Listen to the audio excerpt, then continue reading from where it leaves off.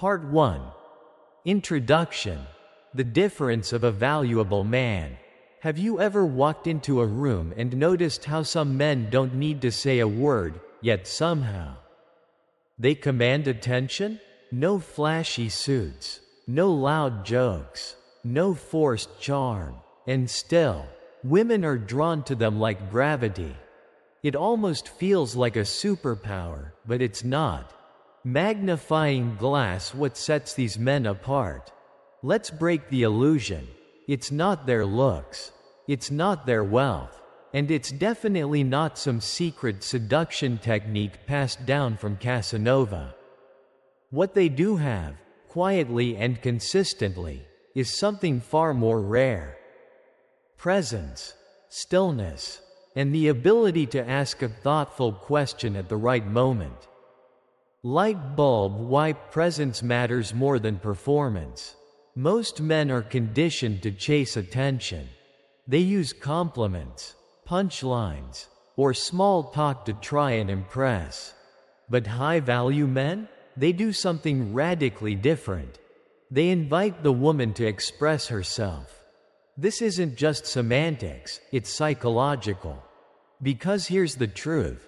Women are constantly seen for how they look, but rarely for who they are. When a man comes along who doesn't just admire her, but actually sees her, asks her to reveal, reflect, and go deeper, that's when something shifts.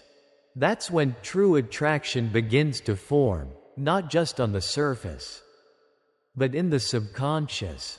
Brain key insight. The most unforgettable men don't talk their way into a woman's heart. They listen their way in. Pushpin up next.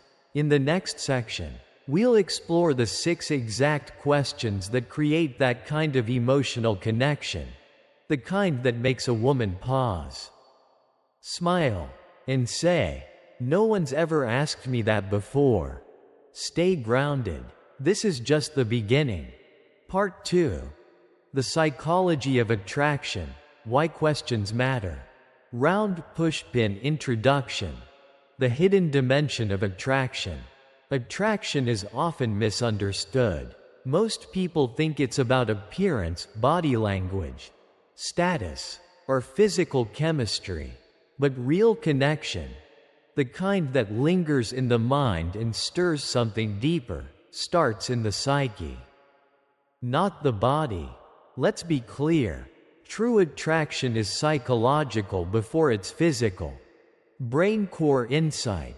Emotional safety breeds curiosity. Here's what most men miss. A woman begins to feel drawn to a man not when he performs, but when she feels safe to express herself.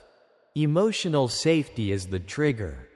Curiosity is the outcome. Connection is the result. A powerful question doesn't just keep the conversation going. It creates an experience. It signals, "I see you. I'm not here to judge. I'm here to understand.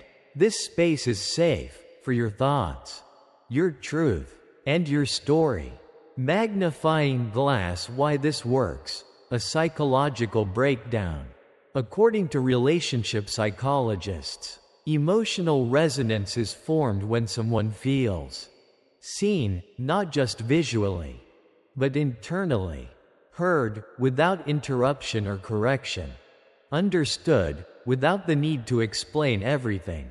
This is why the man who asks the right question at the right moment becomes unforgettable. He doesn't need to be flashy or forceful, because he's engaged on a deeper level. One that bypasses scripted charm and reaches something far more rare, psychological intimacy. Light bulb conclusion. From screen to subconscious. In today's world of endless notifications and shallow exchanges, most women meet men through screens.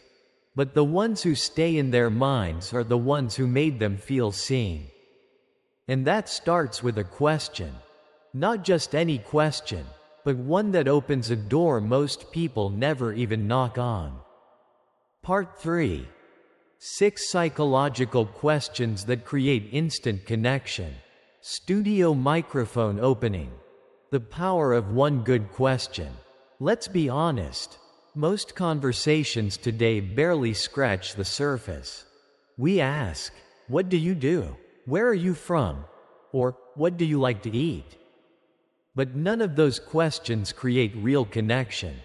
If you want to stand out, not just as a man, but as a human being, you have to go deeper.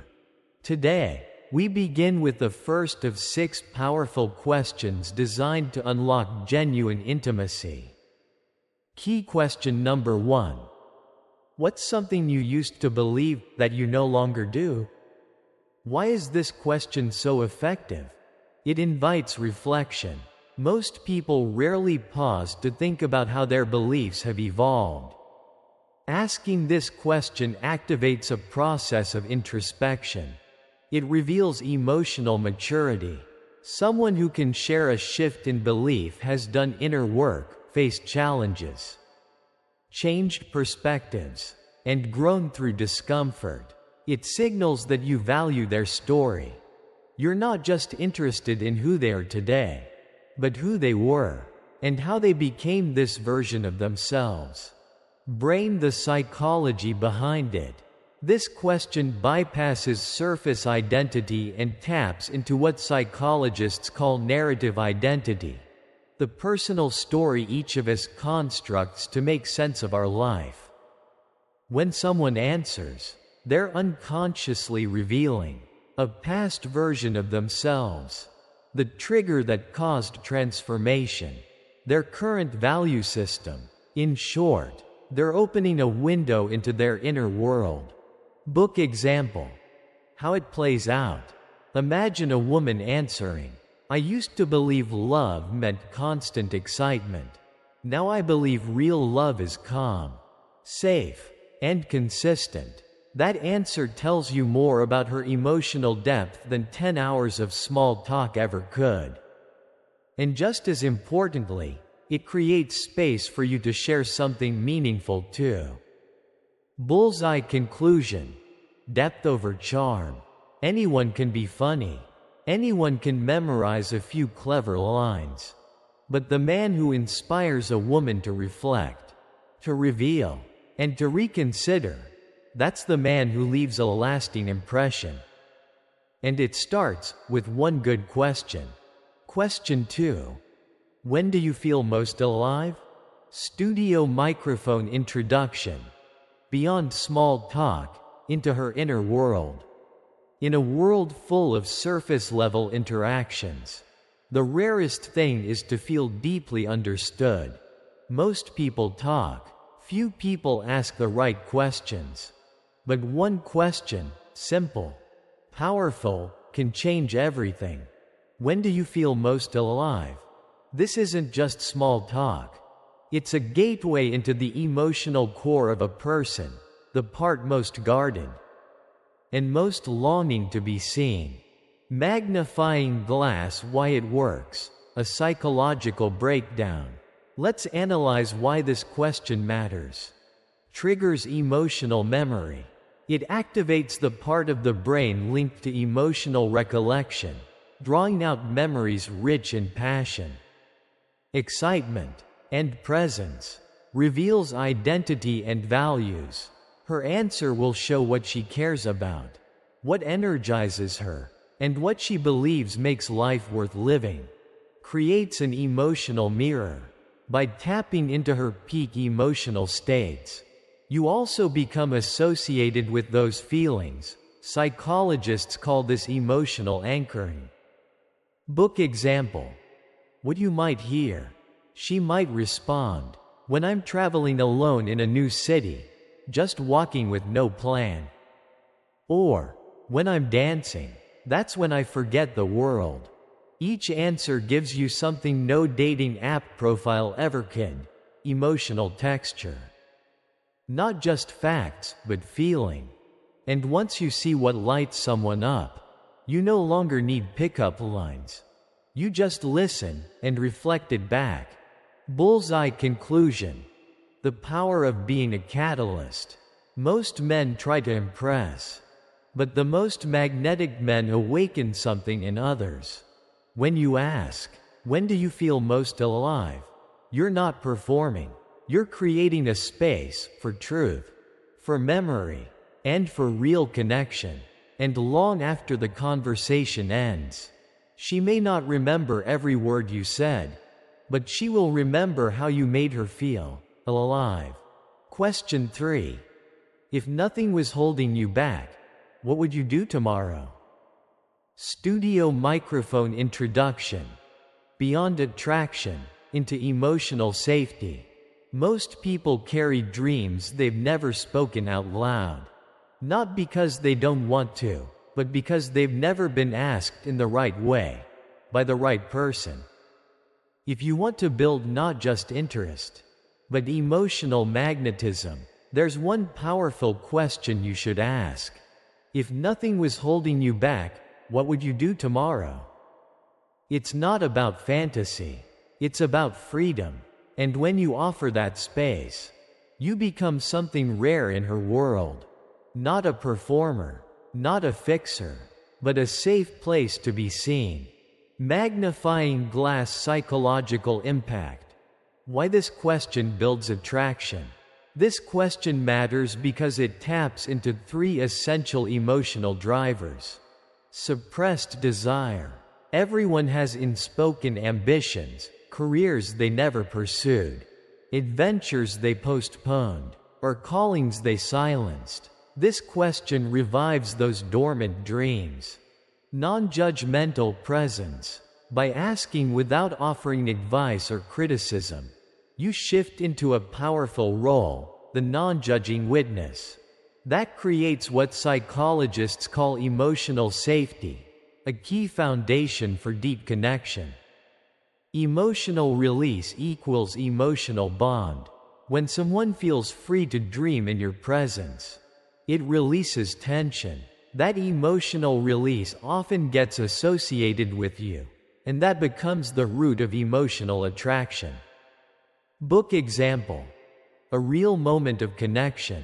She might pause, then say, "I'd quit my job, sell everything, and start a wellness retreat in Bali." Or, "I'd spend the day painting. Just paint and listen to old records." In that moment, you're no longer just 2 people talking. You're in the rare space of imagination, vulnerability, and possibility. And often, what begins as a light question becomes the most important conversation of her week. Bullseye conclusion. From questions to chemistry.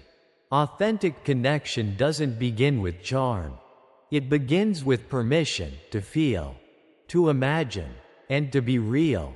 By asking, if nothing was holding you back, you're not offering solutions. You're offering freedom. And in a world full of opinions, distractions, and pressure, that freedom is magnetic. Question 4. What kind of love do you think you deserve? Studio microphone introduction. Beyond attraction, toward inner truth. There's one question that doesn't just create intimacy. It reveals the invisible script someone's been living by. What kind of love do you think you deserve? At first, it may sound simple, but psychologically, this question opens the door to something far deeper. Her beliefs about herself. Shaped by past experiences, pain, and hope. In that one answer, you'll often hear more than just words. You'll hear the echoes of childhood, heartbreak, and silent expectations. Magnifying glass. Why this question matters. A psychological lens. Let's break this down through the lens of emotional psychology. Reveals self-worth frameworks. How someone defines deserved love often reflects their internalized value system. Those who feel unworthy may unconsciously settle for conditional love, distance, or emotional imbalance. Surfaces emotional wounds or unresolved narratives. People often adopt hidden beliefs like, I deserve love only when I'm useful. I don't deserve consistency because I've never had it. This question makes those narratives visible, perhaps for the first time. Demands emotional steadiness from the listener. If you ask this question, you can't flinch. It requires presence, silence, no advice, no fixing, just witnessing. And that witnessing, according to trauma theory, is often the first step toward healing. Book example. A real response may sound like, I think I deserve a love that's kind, but I keep choosing people who can't give that. Or, honestly, I don't know anymore. This isn't where chemistry begins. It's where truth begins. And in that space of honesty, a different kind of connection becomes possible, not based on fantasy, but on who someone really is. Bullseye conclusion. Becoming the person who can hold her truth. When you ask, what kind of love do you think you deserve? You are stepping into a quiet, powerful space, not to impress her, not to analyze her, but to offer something rare. A moment where she doesn't have to perform, just reflect. And sometimes, the most magnetic thing you can do is not speak, but simply stay. Stay present, stay curious, stay human. Question 5. What's something you wish more people understood about you? Studio microphone introduction. The desire to be understood. There's a question that doesn't just open conversation, it opens trust. It invites someone to remove their emotional armor and show up as they truly are. What's something you wish more people understood about you? This isn't small talk. It's an invitation into the hidden parts, what she rarely says out loud, even to close friends. And when asked sincerely, it creates a sense of psychological safety that most people rarely experience. Magnifying glass psychological framework. Why this question builds emotional closeness. This question engages several key emotional mechanisms. Reveals the inner identity. Many people live behind a social mask, what others assume about them. This question bypasses that mask and touches the core self. Taps into emotional isolation. Even confident people carry a quiet ache, the feeling of being misunderstood. By asking this, you become the exception, the person who wants to understand, not just observe. Signals non-judgmental curiosity. From a psychological lens, this question reduces defensiveness and increases openness. That's the ideal state for forming attachment and trust. According to attachment theory. Book example. What you might hear. She might respond with something like, people think I'm strong all the time, but I actually feel overwhelmed more than I let on. Or, I wish people knew that I'm not cold, I just take longer to open up. When someone answers this question, they aren't trying to impress. They're trying to be real. And when you hold that with presence, the dynamic shifts from surface to soul. Bullseye conclusion. The power of being a safe space. In today's fast-paced, distracted world, most people are heard just enough to reply, rarely to be understood. But when you ask, what's something you wish more people understood about you? You position yourself differently, not as the loudest person in the room, but as the most attuned one. And sometimes, the strongest form of attraction isn't intensity, it's understanding. Question 6. If you could say one thing to your younger self, what would it be? Studio microphone introduction.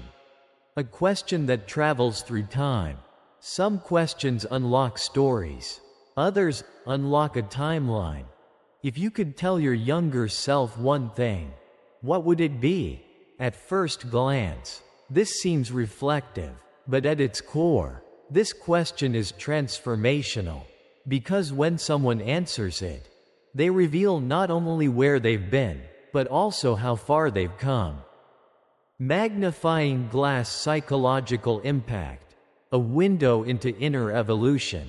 From a psychological perspective, this question engages multiple layers of the self. The past self. Everyone carries unresolved feelings from childhood or adolescence. By inviting her to speak to her younger self, you're not just exploring memory, you're allowing her to reclaim agency over that chapter. The present self. What she chooses to say tells you how she currently sees herself. Does she speak with regret, compassion, wisdom? Her response reflects current self-esteem, self-awareness, and emotional growth. The future self. This reflection often leads to an implicit goal, who she's still becoming. This question reveals not only past wounds, but future hopes. Book example. Real responses that reveal the soul. She might say, I'd tell her she didn't need to be perfect to be loved. Or, I'd tell her to stop dimming her light to make others comfortable. These answers don't just tell you facts, they show you the emotional narrative underneath. They reveal identity, values, and often, pain that shaped resilience. Bullseye conclusion. Seeing her entire timeline. Most people only see who someone is now. But the rarest kind of connection is seeing all of her. The child she used to be, the woman she is now, and the vision of who she's still becoming. By asking, what would you tell your younger self? You offer something profound, a sense that her story, in all its layers, is worth being seen. And when someone feels seen across time, that's when something real begins. Part 4. Conclusion.